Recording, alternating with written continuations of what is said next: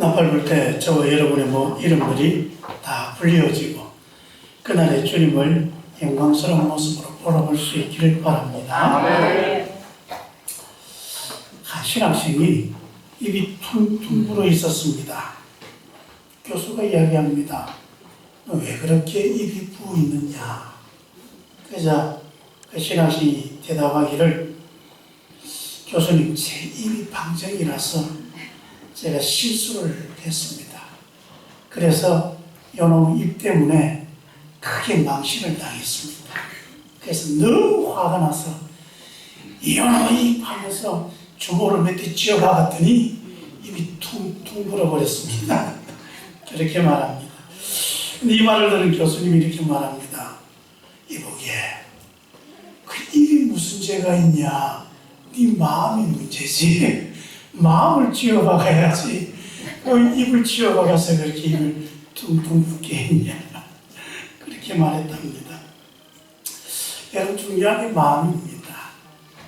사실 신앙은 마음의 문제입니다. 마음에 관한 것입니다.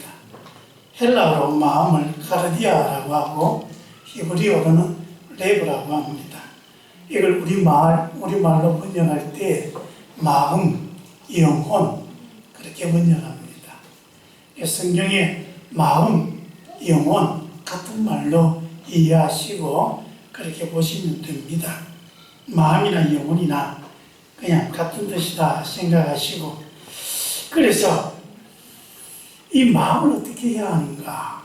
그게 바로 좋은 신앙을 가진다는 것, 마음을 좋게 한다, 그런 뜻과도 같은 것입니다. 그래서 여러분, 마음이 참 중요한데 마음이 뭐냐? 그렇게 물으면 우리는 뭐라고 대답합니까? 내 마음 나도 몰라. 뭔가 마음에 대해서 아는 것 같은데 정작 마음에 대해서 설명하려고 그러면 마음에 대해서 제대로 설명하기가 어렵습니다. 성경에서 마음은 세 가지를 말합니다. 첫째는 마음은 우리 생명의 힘이다. 두 번째로 마음은 내가 할 수 있는 내 영혼의 능력이다. 그리고 세 번째로 마음은 내 인격의 중심이다. 자, 그래서 이 마음은 내 생명을 이루게 하고 내가 뭔가 활동하고 또 행동할 수 있게 해주고, 또 이 마음은 내 인격을 풍성하게 해주는 그런 것입니다. 그래서 사람의 마음은 인생의 출발점이 되기도 하고 인생의 종착역이기도 합니다. 모든 문제는 언제나 마음에서 비롯되고 마음이 있습니다. 그래서 잠언은 마음에 대해 이렇게 말합니다. 우리 인생에 있어서 가장 중요한 것은 마음을 지키는 것이고 우리의 생명이 이 마음에서 난다. 그렇게 말씀하고 있습니다. 그래서 성경을 다시 한번 좀 유심히 살펴보면 마음은 세 가지의 능력을 갖고 있습니다. 첫째는 아는 능력을 가지고 있습니다. 지식을 듣고 배우고 익혀서 지혜롭게 하는 겁니다. 그래서 모르는 것을 깨닫는 것, 그게 바로 마음이 하는 능력입니다. 두 번째로 마음은 감정을 느끼는 것입니다. 그래서 뭔가 내가 어떤 일을 당할 때 기쁠 수도 있고 슬플 수도 있고 우울할 수도 있고 막 힘이 날 수도 있고 어디 뛰어서 방방 뛸 수도 있고 하는 그 모든 게 다 마음이 그런 것입니다. 그리고 세 번째로 마음은 또 우리로 하여금 행동하게 하는 결단을 하게 합니다. 내가 이제부터 이렇게 살아야 되겠다. 그렇게 마음먹은 대로 우리는 행동하지 않습니까? 좋은 마음을 먹어야 좋은 행동을 하게 되고 나쁜 마음을 먹으면 나쁜 짓을 하게 되는 것입니다. 그래서 이 마음은 우리에게 뭔가 새길 수도 있고 지킬 수도 있고 닫을 수도 있고 열 수도 있고 무엇인가 간직하게 할 수도 있습니다. 그리고 감추거나 위장할 수도 있습니다. 그리고 이 마음이 정말 중요한 것은 이 마음으로 우리가 하나님을 만날 수 있다는 것입니다. 아멘. 우리 영혼은 하나님을 만나는 자리입니다. 아멘. 그래서 우리의 마음이 좋은 마음이다라고 하는 것은 우리의 마음이 하나님을 만날 준비가 되어 있고 우리의 마음이 하나님을 만날 때 이 마음이 온전한 마음이다. 아멘. 그렇게 말씀하는 것입니다. 여러분, 하나님은 우리 영혼, 이 마음을 통해서 우리와 소통합니다. 우리와 만나십니다. 우리와 하나님을 체험케 하십니다. 아멘. 그래서 여러분, 우리가 마음을 잘 가꾸어야 우리는 온전한 신앙생활을 할 수 있고 이 마음이 청결해야 늘 하나님을 만나며 살아갈 수가 있는 것입니다. 그런데 안타깝게도 성경은 우리 이 마음이 왜곡되었다, 우리 마음이 죽었다, 그렇게 말하고 있습니다. 왜곡되었다는 것은 이게 바르지 못한다는 것입니다. 알아야 할 것을 알아야 하는데 알아야 할 것은 제대로 알지 못하고 몰라도 되는 것은 열심히 하려고 한다는 거죠. 그래서 우리가 뭔가 많은 지식을 가지고 있는데 정말 좋은 지식, 내 인생을 복되게 하는 그 지식은 제대로 갖추지 않고 내 인생을 아주 비참하게 만드는 온갖 쓸데없는 것들이 내 속에 다 채워져 있다는 것입니다. 온갖 세상의 쓰레기로 채워져 있는 그 마음, 그게 왜곡되어 있는 것입니다. 느껴야 할 것을 제대로 느끼지 못합니다.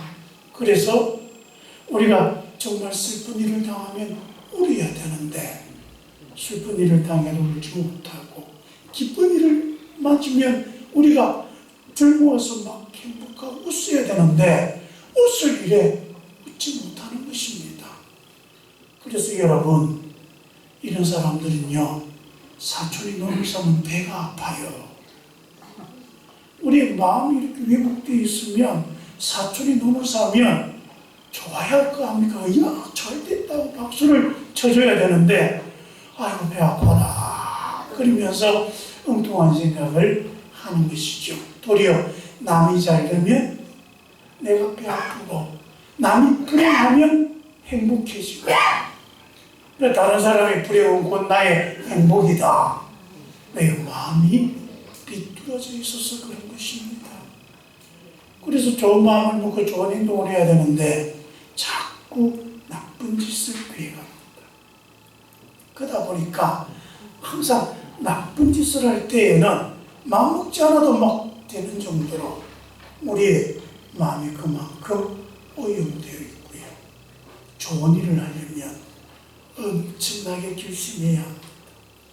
좋은 일, 당연한 일은 하면 되는데 그 하려고 하면 왜 그렇게 힘들고 어려운지 모르는 것이죠. 그게 바로 마음이 왜곡되어 있어서 그렇습니다. 마음이 삐뚤어져 있어서 그런 것입니다. 그리고 그 마음이 죽어버렸습니다. 죽어버려서 하나님을 알지 못하고 경험하지 못합니다. 생명의 근원이 어디에 있습니까? 하나님에게 있습니다. 그 생명의 근원인 하나님을 내 마음이 받아들여야 내 마음에서 생명이 나는데 그 하나님이 내게 없으니까 내 마음이 죽어버린 채로 살아가는 것입니다. 그래서 우리는 영생에 대해서 생각하지 못합니다. 하나님의 나라에 대해서 기대를 갖지 못하고 살아갑니다. 하나님의 나라가 어떻게 되어 있는지를 깨닫지 못하고 그저 땅만 바라보며 살아가는 것입니다. 땅만 바라보면 마지막 종착지가 어디입니까? 땅에 묻혀 들어가는 무덤인 거죠. 사람의 마음이 죽어버리다 보니까 제일 마지막 내가 어디에 묻힐 것인가 죽을 자리만 바라보며 살아가는 것입니다. 그래서 예레미야 선지자는 마음에 대해서 이렇게 말합니다. 만물보다 거짓되고 심히 부패한 것이 마음이니 누가 능히 이를 알 것인가. 로마서 1장 21절에 또 말합니다. 하나님을 알 때 하나님으로 영화롭게도 아니하며 감사치도 아니하고 오히려 그 생각이 허망하여지며 미련한 마음이 어두워졌나니. 마음이 비뚤어지고 마음이 죽어버리다 보니까 하나님을 깨닫지 못하고 내 인생의 목적을 잃어버린 채로 살아가게 되는 것입니다. 그러다 보니까 우리가 뭘 행동합니까? 예수님 말합니다. 사람이 마음에서 악한 생각이나 살인, 간음, 사악, 도적질, 윗선, 비방 등이 나게 되느니라. 여러분, 마음이 건강하면 하나님을 만나며 살지만 마음이 부패하면 온갖 죄가 내 인생에서 판치게 되어지는 것입니다. 그래서 예수님께서 말씀하십니다. 마음이 청결한 자가 복이 있나니 저희가 하나님을 볼 것이다. 그래서 우리 인생이 온전하게 되려면 하나님을 보며 살아야 되는데 하나님을 보지 못하고 살아가니 이렇게 우리 인생이 비참하게 되었다. 그러므로 너희는 마음을 청결하게 해야 한다 말씀하고 있습니다. 그런데 사실 이렇게 청결한 마음을 강조할 때에 여기에 비하인드 스토리가 있습니다. 예수님이 이 말씀을 하시게 된 뒷배경이 있다는 겁니다. 그 당시 여러분 이스라엘 백성들에게 가장 큰 영향을 미친 사람들이 바리새인들입니다.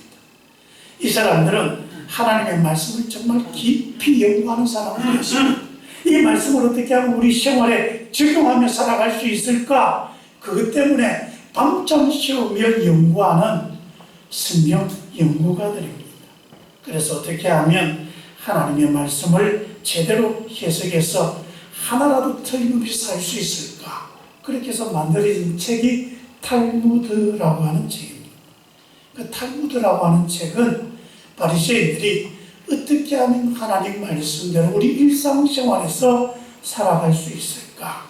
그 지혜를 모은 책들입니다. 그런데 이렇게 하나님의 말씀을 깊이 연구하는 이 사람들이 그렇게 겉으로 보기에는 정말 하나님을 잘 섬기는 같이 보였는데 그 속에 들어가면 온갖 탐욕으로 물들어 있었던 것입니다. 그래서 그 속을 들여다보면 온갖 부패함과 불결함들이 들어있었고 또 그들이 행하는 그 범죄들은 이스라엘 백성들을 윗선에 빠뜨리게 하고 그 나라 전체를 병들게 하고 하나님의 말씀을 정말 그렇게 열심히 연구해서 가르쳤는데 그 말씀을 배운 이스라엘 백성들은 하나님께 가까이 가는 게 아니라 도리어 하나님을 멀리하고 두려워하고 하나님을 떠나가더라는 것입니다. 이유는 무엇이겠습니까? 그들이 연구는 열심히 하지만 그들 스스로도 그 말씀을 그 마음으로 제대로 받아들이지 않았기 때문입니다. 그래서 주님은 바리새인들을 꾸짖습니다. 누가복음 11장 39절에 보면 주께서 이러시되 너희 바리새인들은 지금 장과 대접의 겉은 깨끗이 하나 너희 속인즉 탐욕과 악독이 가득하도다. 입으로는 하나님의 은혜, 입으로는 하나님의 말씀, 이것들을 그렇게 강조하면서 그 속에서는 계속해서 탐욕을 부리고 온갖 악독한 일을 계획하고 자기 자신들의 유익을 위해서는 사람을 죽이고 사람들을 비방하고 모함하는 것을 그치지 않고 있는 그런 모습을 보면서 예수님이 비판하고 있는 것입니다. 그리고 이렇게 말합니다. 화 있을진저 외식하는 서기관들과 바리새인들이여 회칠한 무덤 같으니 겉으로는 아름답게 보나 그 안에는 죽은 사람의 뼈와 모든 더러운 것이 가득하다. 신랄하게 비판하고 있습니다. 너희들 겉은 아주 그릇해 보이는데 너희들 마음을 들어가 보니까 너희 마음에는 온갖 추악하고 썩어 문드러져서 그렇게 악하게 살아가고 있다. 그걸 말하고 있는 것입니다. 그런 바리새인들과 그 바리새인들의 가르침을 받은 이스라엘 백성들을 향해서 예수님은 마음이 청결해야 한다. 마음이 청결해야지 겉으로 하나님 잘 믿는다고 그렇게 외식하고 종교생활 잘한다고 되는 게 아니다. 이런 말씀하는 것입니다. 겉으로는 신앙인인 척하면서 무늬만 하나님 백성이 되어서 되는 게 아니라 진실한 마음으로 진실하고 청결된 영혼으로 하나님을 찾을 때에 너희가 온전한 하나님의 백성이 되고 복 있는 사람이 된다 말씀하시고 있는 것입니다. 그래서 하나님은 청결한 마음을 가진 사람을 찾으시고 가까이 하십니다. 또 하나님은 우리의 마음이 청결하고 깨끗하기를 바라십니다. 깨끗하다, 청결하다, 헬라어로 카타로스라고 합니다. 크게 네 가지의 경우에 이 단어를 씁니다. 첫째는 이런 모든 불순물이 있을 때 그걸 빼버리는 것입니다. 우리가 때를 벗긴다고 하잖아요. 그래서 세탁을 하면 어떻게 합니까? 세제 집어넣어서 열심히 돌리면 그 안에 있는 때가 쫙 빠져서 깨끗해집니다. 그래서 카타로스라는 말은 때를 뺀다 그런 뜻이 있습니다. 두 번째는 키질하고 채를 쳐서 알곡을 모은다 그런 뜻이 있습니다. 세 번째로 합금되지 아니하는 순금을 말하고 있습니다. 그래서 정결하다는 말은 금이 있는 불순물을 다 빼내서 순금을 만들어낸다. 그리고 마지막으로 이 카타로스라고 하는 말은 군인들 중에 정의의 군인을 빼낸다. 군인들 보면 그 속에도 능력이 있는 군인이 있고 또 능력이 없는 군인이 있지 않습니까? 그래서 능력이 없는 군인들은 다 빼내고 아주 정의의 군인만 뽑아서 사용하는 것, 그걸 보고 정결하다 그런 말합니다. 기드온이 이제 미디안과 전쟁할 때에 10,000명이나 되는 군사들이 몰려왔습니다. 근데 거기에서 다 빼버리고 몇 명만 남깁니까? 300명만 남깁니다. 그렇게 300명 정말 충성할 수 있는 정의의 군인, 거기 그 정의의 군인을 두고 정결하다, 청결하다 그런 말하는 것입니다. 그래서 여러분 이 카타로스 청결하다는 말을 좀 더 깊이 생각해 보면 혼합되어 있는 것에서 뭔가를 분리하는 것을 말합니다. 이쪽 깨끗한 옷에 더러운 때가 묻었습니다. 그래서 때를 빼내는 것. 금이 돌 속에 섞여 있습니다. 필요 없는 돌들 다 제거하고 금을 추출하는 것, 이게 카타로스입니다. 알곡과 쭉정이가 같이 있습니다. 여기에서 쭉정이를 다 빼내고 알곡만 남기는 것, 이게 카타로스입니다. 우리의 마음이 그래야 한다는 것입니다. 여러분, 우리들의 마음속에 두 가지 이상이 섞여 있으면 불순한 한 가지는 제거해야 합니다. 그래야 청결한 마음이 됩니다. 즉, 깨끗한 마음은 불순물이 없는 마음을 말합니다. 마음에 불순물이 가득하면 정직하지 않게 되고 항상 은큼하고 그 마음과 속마음이 달라서 저 사람 어째 무슨 생각이 하는가 알아볼 수가 없습니다. 그리고 시시각각 그 마음이 나뉩니다. 이럴 때는 요랬다가 저럴 때는 또 저랬다가, 그래서 그 마음이 왔다 갔다, 그 마음의 중심이 없는 것이죠. 그래서 여러분, 이런 말이 있습니다. 10길 물속으로 날아도 한 길 사람 속은 모른다. 이런 사람은 늘 그 마음이 콩밭에 가 있습니다. 그리고 콩밭에 가 있는 사람들의 마음은 항상 길을 잃습니다. 그래서 내 마음 갈 곳을 잃어. 또 어떻게 말합니까? 이게 진짜 내 마음이야.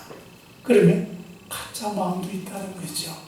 이게 진짜야 라고 할 때는 가짜도 있었단 말이야. 울고 싶은 마음이야. 그렇게도 말할 수 있습니다. 그래서 우리가 서로 이렇게 말합니다. 내 마음이 들리냐? 내 마음 좀 이해해줘. 내 마음을 좀 읽어줘. 내 마음을 좀 뺏어봐. 그렇게 말하고요. 그러면서 내 진심 좀 알아달라. 그렇게 말합니다. 그리고 내 마음을 좀 진실되게 하면 어떻게 해야 되느냐. 책 중에 보니까 그런 책도 있더라고요. 마음의 근육을 키우는 법. 마음의 근육이 있답니다, 그 사람은. 그래서 마음을 자꾸 이렇게 키워서 마음을 강하게 해야 한다. 그렇게 말하고 있습니다. 근데 여러분, 청결한 마음은 오직 하나님만 원하는 마음입니다. 이 마음에 불순물이 섞이지 않는 것입니다. 오직 하나님만 바라는 마음에 우상이 들어가지 않는 것입니다. 탐욕이 들어가지 않는 것입니다. 나의 이기심이 들어가지 않는 것입니다. 그리고 나의 욕심이 들어가지 않는 것입니다.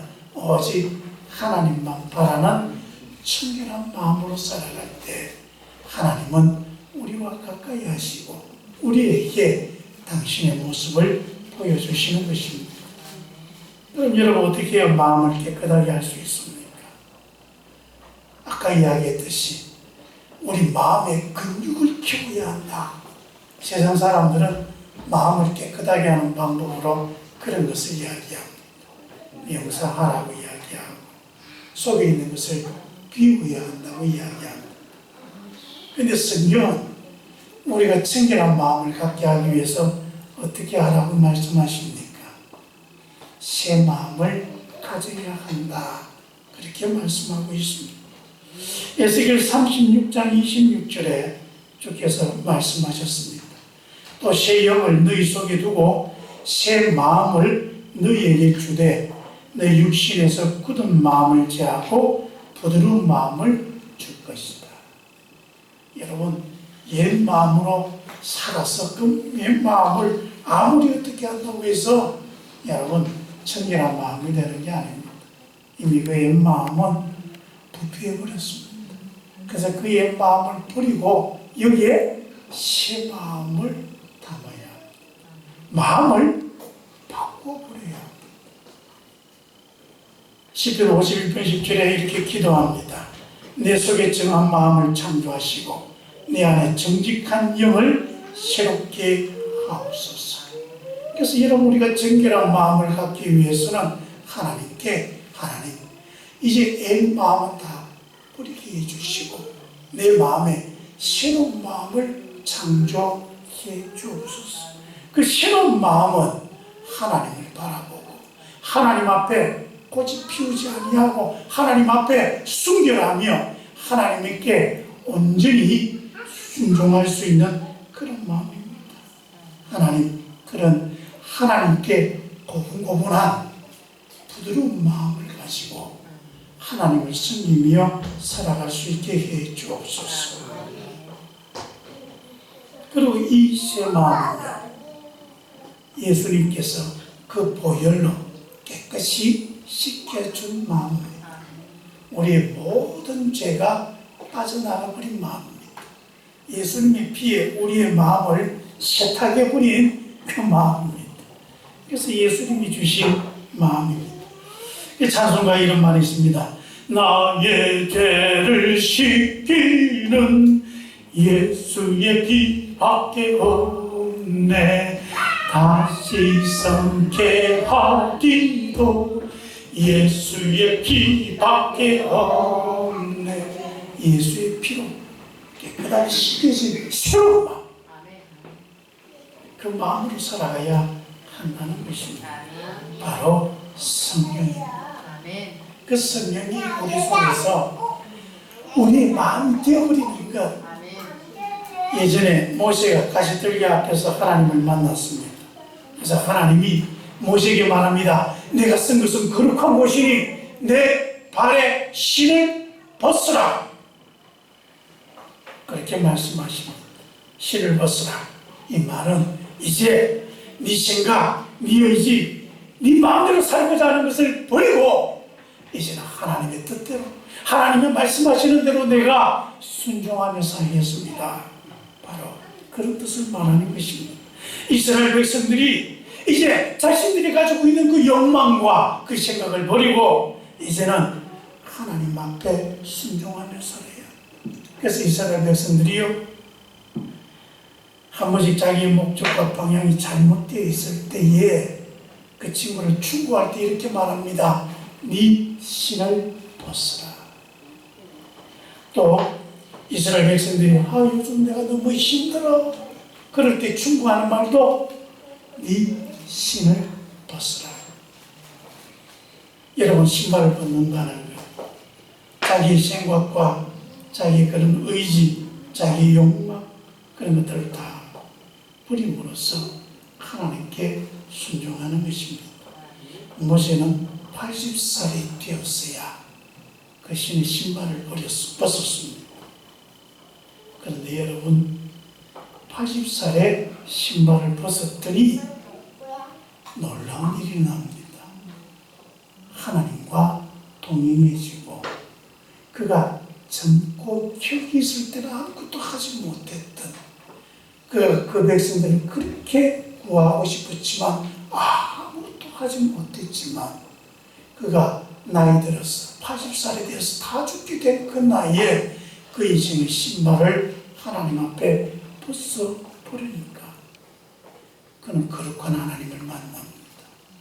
그 인생이 거룩해집니다. 하나님의 소명을 받았습니다. 그리고 이스라엘 백성들을 구원하는 놀라운 일을 하게 되었습니다. 여러분, 우리는 그렇게 하나님 앞에 신발을 벗어야 합니다. 그리고 벗은 이 마음을 잘 지켜야 합니다. 사무엘상 10장 9절에 보면 그가 사무엘에게 떠나려고 몸을 돌이킬 때 하나님이 새 마음을 주셨고 그날 그 징조도 다 응하니라 이렇게 말하고 있습니다. 하나님이 사울을 왕으로 세울 때 그 마음에 새 마음을 주셨다. 성령을 그에게 주셨습니다. 근데 안타깝게도 사울은 이 새 마음을 잘 지키지 못했습니다. 그래서 사울은 점점 그가 권력이 있고 힘이 쉬어지고 나라가 안정되어지자 하나님을 의지하고 하나님과 함께 하려는 것을 버리고 내 마음대로 내 뜻대로 살기 시작합니다. 그리고 급속도로 타락해지는 것을 볼 수가 있습니다. 그래서 하나님께서는 사울을 버리고 당신 마음에 합한 자를 찾으셨습니다. 바로 다윗입니다. 여러분, 다윗과 사울의 가장 큰 차이가 뭔지 아십니까? 둘 다 하나님께 새 마음을 받은 사람입니다. 그런데 사울은 그 새 마음을 잘 관리하지 못하고 그가 점점 힘이 생겼을 때는 하나님을 버리고 제 마음대로 살아서 버림을 받았고, 다윗은 새 마음을 받고 그것을 잘 지켰습니다. 그래서 어떤 일이 있든지 무슨 일이 있든지 간에 하나님을 의지하고 하나님 앞에 나올 때 항상 하나님, 나는 가난하고 불쌍한 사람입니다.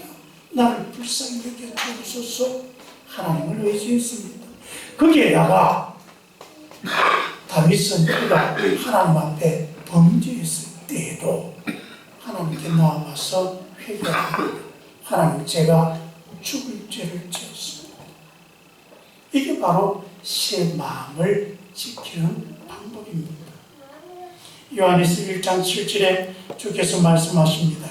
제가 빛 가운데 계신 것 같이 우리도 빛 가운데 행하면 우리가 서로 사귐이 있고 그 아들 예수의 피가 우리를 모든 죄에서 깨끗하게 하실 것이요 만일 우리가 죄 없다 하면 스스로 속이고 또 진리가 우리 속에 있지 아니할 것이요 만일 우리가 우리 죄를 자백하면 저는 미쁘시고 의로우사 우리 죄를 사하시며 모든 불의에서 깨끗하게 하실 것이요. 우리의 마음을 청결하게 지키는 방법은 늘 하나님 앞에 나가서 하나님께 회개하는 것입니다. 또한 여러분, 우리가 우리 마음을 청결하게 하려면 우리의 마음에 하나님의 말씀으로 채워야 합니다. 미국 사람들이 이런 속담을 서로 나눈다고 합니다. 성경책이 깨끗한 사람은 마음이 지저분한 사람이고 성경책이 더러운 사람은 마음이 깨끗한 사람이다. 자, 성경책 한번 펴볼까요? 여러분의 성경책은 어떻습니까? 깨끗한가요? 밑줄 하나 끄지 않고 싱싱하다면 여러분 회개하시기 바랍니다. 성경은 안 펼쳤다는 이야기지요. 성경을 자꾸 읽으면 성경은 더러워지게 되어 있습니다. 여러분의 성경이 멀쩡하지 않게 되기를 바랍니다. 아멘. 자꾸 더러워져서 1년에 한 번씩 바꿔가기를 바랍니다. 여러분 복이 뭐라고 했습니까? 바로 하나님입니다. 하나님을 가까이 하는 것이 복입니다. 아멘. 예수께서 말씀하셨습니다. 마음이 청결한 자에게 하나님이 가까이 하신다. 그들은 하나님을 볼 것이다. 여러분 마음이 청결하면 하나님을 봅니다. 아멘. 본다는 게 뭡니까? 말 그대로 보는 것입니다. 하나님을 얼굴과 얼굴을 대면하여 볼 수 있다는 것입니다. 그만큼 하나님을 잘 한다는 것입니다. 여러분 우리가 마음이 깨끗하면 하나님에 대한 충분한 지식을 갖게 됩니다. 하나님의 뜻을 제대로 이해하고 믿을 수 있다는 말입니다. 그러기에 하나님과 깊은 사귐을 가질 수 있습니다. 또한 하나님을 본다는 것은 하나님과 함께 사는 것입니다. 하나님을 잘 아니까 하나님과 함께 사는 것입니다. 동행하는 것입니다. 여러분 하나님과 동행하게 되면 우리가 서 있는 삶의 자리에서 하나님의 손길을 느끼며 살아갈 수 있습니다.